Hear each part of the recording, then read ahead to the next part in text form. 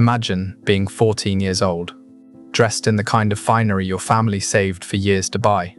Your mother tucks a ring of fresh flowers into your hair, pretending her hands aren't shaking. Your father watches you the way a man watches a contract being signed. Your brother drums his fingers like someone impatient to finish unpleasant business. Everyone calls this a blessing. Everyone says this day belongs to the goddess. No one explains why the older women standing near the chamber refuse to meet your eyes. Before the sun sets, a stranger will decide what your body is worth. And this is still the merciful part. The temple gates gleam like gold in the afternoon light. The ziggurat rises above you like a ladder carved into the sky. Up close it smells of incense, boiled barley, and smoke. Priests move like shadows. Slaves lug baskets heavy with offerings. And somewhere inside, behind low perfume-soaked curtains, a ritual waits for you. A priest places a rope crown into your hands. Another writes your name on a clay tablet. And on the altar, you notice a single silver coin resting as if waiting for someone. In a few minutes, you'll understand why your parents brought you here. In a few minutes, you'll understand why the temple doors lock from the inside. In a few minutes, you'll learn this ritual has nothing to do with devotion, and everything to do with ownership. This isn't myth. This was Babylon, a system so normalized that ancient writers described it without flinching, and so disturbing that modern historians still argue over whether the truth is too dark to accept. And by the time the first stranger approaches the girl beneath the ziggurat shadow, you will understand the real purpose of Babylon's most sacred ritual, and why the world tried to forget it. If hidden horrors of the past fascinate you, subscribe to Grim History, hit the like button, and once you reach the moment that unsettles you most, tell me where you're watching from. Let's begin. Her name is Beltane, and this is where her story truly begins. Now, picture yourself as Beltane, standing at the threshold of Ishtar's temple. There are other girls like you, some older, some younger. Some appear composed, some look like they wish to melt into the tile. They hand you a thin cord. It is coiled, soft, braided from plant fiber. A crown for the holy, the woman beside you says.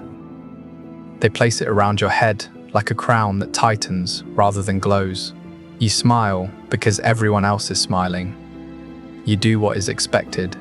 You are offered barley cakes and a cup of sweet beer. You bow.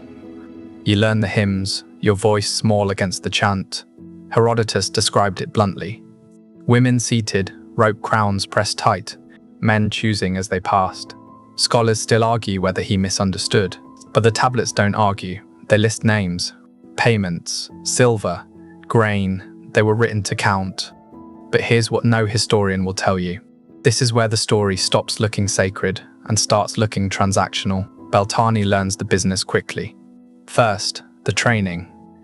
Music, dance, perfume, the ways of lowering a look so it becomes an invitation instead of a refusal. A woman named Iltani shows her how to roll a cosmetic stone over her face to bring a last sheen of oil.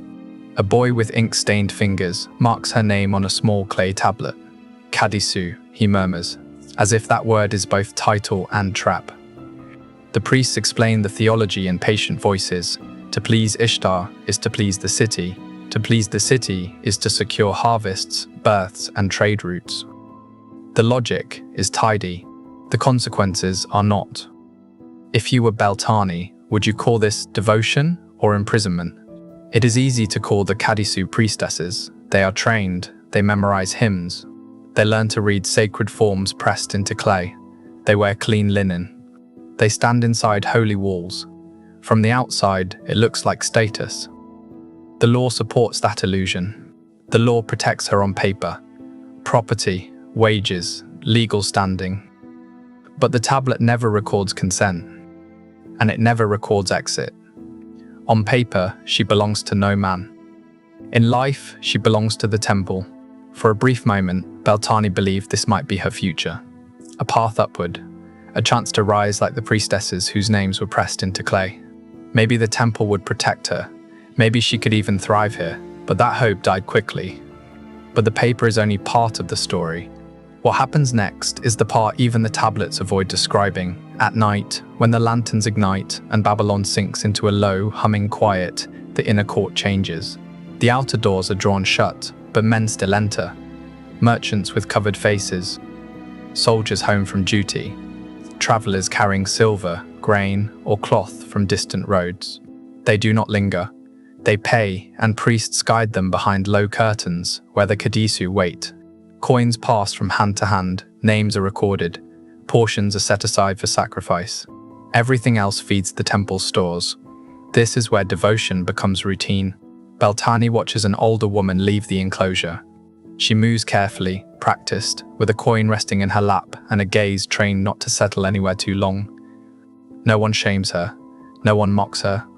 The city respects her for having served, and yet her life has already narrowed. She will not marry as other women do. She will not raise children inside a household that belongs to her. Her future has been shaped quietly, without a single spoken sentence. Some Kadisu call this a position. Others call it survival. Beltani calls it order. Her days are not chosen, they are assigned. Bells wake her, rations decide her meals. Names spoken by priests decide when she serves. No one threatens her, no one restrains her. Still, nothing belongs to her time. A woman who cannot leave is not staying by choice. At night, lying on her narrow mat, Beltani thinks of the smell of wet barley, of her mother's hands smoothing her hair, of the rope crown still resting lightly against her temples. She wonders how long perfume can hide exhaustion. The tablets offer no answer. They simply stop recording names. And then there is another ritual.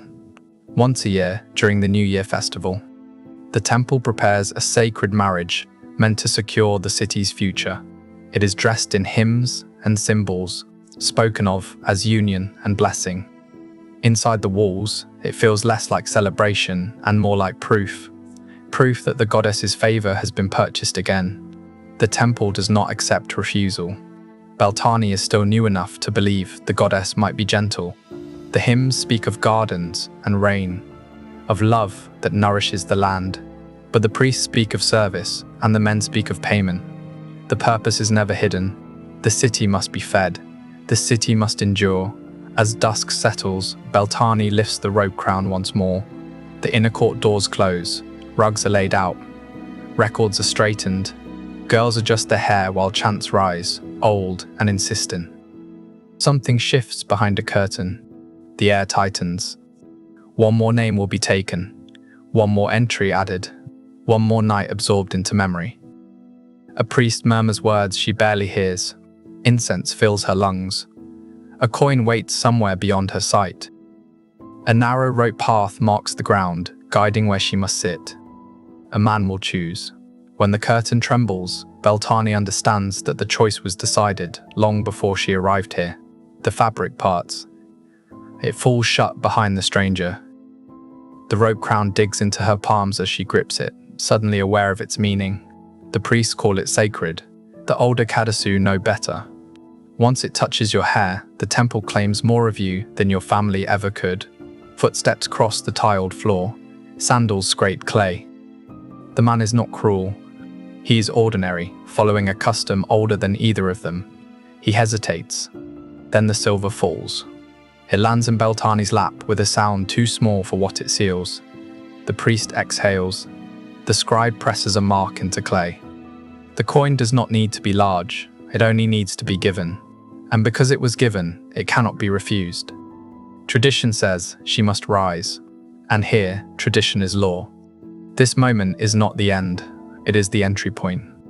Once the coin has fallen, nothing needs to be explained. The priest gestures forward. The stranger walks ahead. Beltani's knees shake, but her feet obey. The path has already been decided for her. The ritual chamber is narrow, its painted walls glowing softly under lamplight. Incense hangs thick in the air, sweet and suffocating. Small bells fixed to the doorway chime as she crosses the threshold, meant to summon the goddess, but sounding instead like a signal that another obligation has begun. No one speaks to her. No one explains what comes next. The silence is deliberate. This system does not rely on cruelty. It relies on age, repetition, and the confidence that no one will interrupt what has always been done. The ritual is older than the city's walls. It does not pause for doubt. It does not adjust for fear. Beltane steps inside, the curtain falls, and Babylon continues without her. In the months that follow, temple life settles into a rhythm that leaves no room for questions. Morning hymns, oil baths, lessons in music, scent, and composure. Inside the walls, the Kadisu are praised as sacred. Outside, they are spoken of in lower voices. They move between reverence and use without ever fully belonging to either world. Some of the older women whisper when the priests are gone. Ishtar owns us, one mutters. Another shakes her head. The temple does. Ishtar only signs off. Beltane does not laugh. The temple is a city within a city. Storerooms stacked high with grain, jars sealed with silver, names pressed into clay and filed away, and the Kadisu move through it all, as essential and unnoticed as the machinery itself. The law recognizes them. It grants privileges, it lists protections, it does not grant departure. One night, Iltani, the woman who trained her, sits beside Beltane on the terrace, moonlight flattening the world into pale shapes. "You understand it now," Iltani says quietly, "how this place works." Beltane nods. "Do you still think we are priestesses?" Beltane hesitates. "What else would we be?" Iltani smiles, but it is a tired expression, worn smooth by years of answers that lead nowhere. "Necessary," she says. "Necessary to the temple. Necessary to men who come here and leave lighter. Necessary enough to keep. Never enough to release." A voice calls from below. Another offering has arrived. The rope crown waits on its hook. Duty resumes. As seasons turn, the temple becomes familiar in ways Beltane never wanted. She recognizes footsteps by sound alone. She knows which merchants bring wine, which soldiers bring impatience, which offerings carry the sharp smell of foreign roads. She knows the sound of coins striking clay bowls, and how quickly each one is counted, sealed, and stored. An accountant once tells her she brings good fortune. She looks past him, at the overflowing storerooms, and understands what that praise truly means. What weighs on her most is not the ritual itself, which becomes numbing in its repetition, but the hours afterward. When the incense thins, the chants fade, and the city's noise returns beyond the walls. That is when the temple feels smallest. That is when the future disappears. No one here speaks of later years. Names are recorded. Then one day they are not. Older women vanish quietly. Their mats are folded. Their space is filled. When Beltane asks where they go, Iltani touches her hair gently and says, "To the goddess." Her eyes do not agree. It is near harvest season when a new marking appears on the temple calendar. The sacred marriage approaches, a ritual meant to bind the land's prosperity to divine favor. The public will see hymns, flowers, processions. Inside the temple, preparations are made with careful precision. The Kadisu do not perform the rite. They prepare it. And for the first time, Beltane's name is called. A bowl of scented oil is placed in her hands. Her hair is arranged. The robe crown is adjusted. The air in the room feels heavier, as if the walls are listening. Even Iltani watches without speaking. "What must I do?" Beltane asks. The priest answers calmly, without urgency or threat. "What the goddess requires." The inner chamber is dim, lit by only a few lamps. Stone lions stare from the walls. A platform stands at the center, draped in cloth reserved for the highest rites of state and faith. Beltane's breath tightens. She has learned enough to recognize danger, even when it wears sacred language. Footsteps echo beyond the doorway. Someone important is approaching. And in that moment, Beltane understands that whatever lies beyond the next curtain will shape the rest of her life. Not through violence, but through permanence. The chant begins. The lamps burn lower. The curtain stirs, and Beltane steps forward. She has prepared lamps before. She has prepared rooms. Tonight, she is being prepared. The high priestess stands at the center of the chamber, draped in white linen edged with gold. She looks less like a woman than a symbol, composed, elevated, distant. Only the faint tremor in her hands betrays the truth. Even she feels the weight of this night. The altar is carved with lions, Ishtar's beasts, their stone jaws forever open. She tips the bowl. Oil spreads across the surface, dark and reflective, catching the lamplight like a held breath. Footsteps approach behind her. Slow, deliberate. The man chosen to stand in for the divine enters the chamber. King or noble, it no longer matters. His presence shifts the room. Beltane keeps her eyes lowered, just as she was taught, but she feels his gaze settle like weight on her skin. The priests circle them. The chant deepens. The chamber seems to close in, walls pressing closer than before.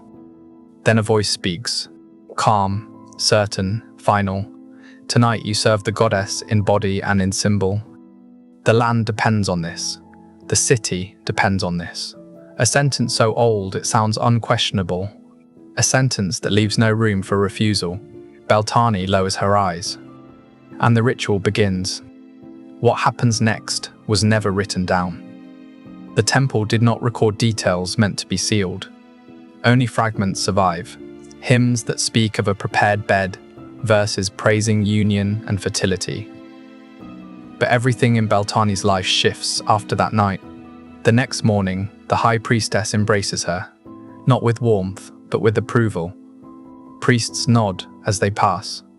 A scribe adds a mark beside her name on a tablet she cannot read. Even Iltani looks at her differently now, with recognition edged by pity. You have seen the heart of the temple, Iltani whispers, and the temple has seen you. No explanation follows, none is needed. Once certain thresholds are crossed, there is no return. Then one day, her name is no longer called. There is no dismissal, no ceremony, no farewell. Her entries in the tablets thin, then stop. This is how Kadisu disappear. Not through violence, not through scandal, but through quiet erasure. The records show small notations, duties fulfilled, offerings prepared, festivals served. Then nothing. The temple has taken what it required, and it moves on. This is how countless lives ended inside Ishtar's walls, not with drama, but with absence. Scholars argue because argument is safer than conclusion. The tablets do not argue. They show a system that functioned smoothly, efficiently, by consuming women without noise, payments recorded, roles assigned, rituals regulated, bodies folded into law and ledger. Some women entered willingly. Others were given by families with no other options. A few gained status. Most faded without trace. Beltane lived in the middle, shaped by a system that elevated her just enough to make her useful,